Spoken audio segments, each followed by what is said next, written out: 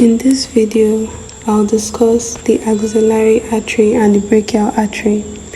For any artery, it's important to know the origin, termination, cause, relations, and branches.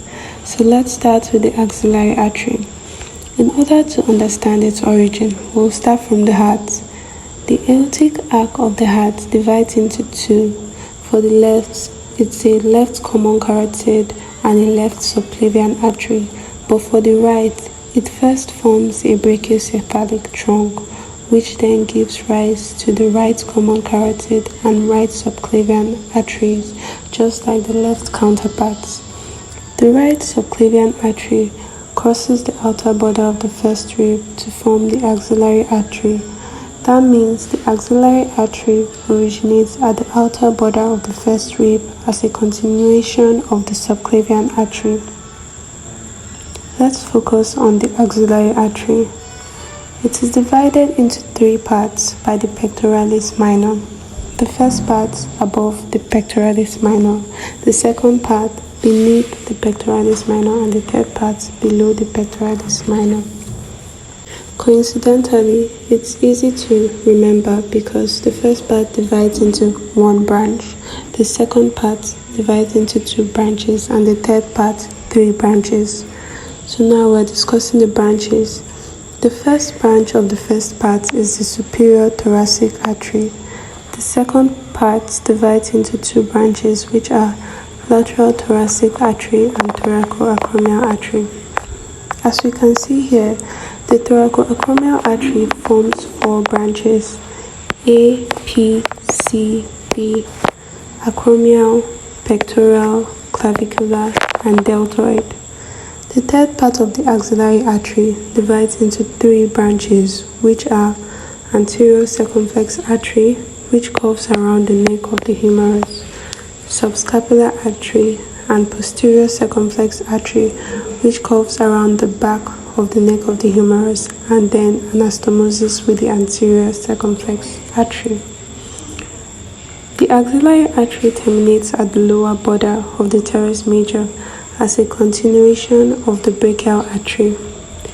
It will be nice to discuss the anastomosis around the scapula at this point before we continue with the brachial artery.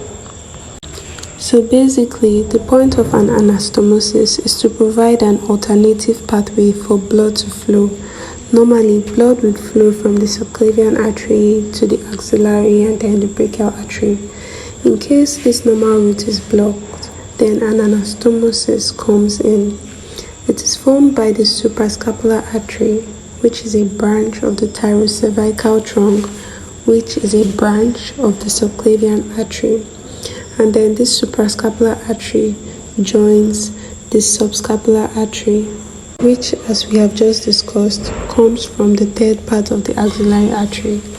Other arteries in this anastomosis are the deep branch of transverse cervical artery and the posterior intercostal arteries. Let's continue with the brachial artery. Origin. It originates at the lower border of the teres major as a continuation of the axillary artery. Relations. It has two main relations, median nerve and biceps tendon.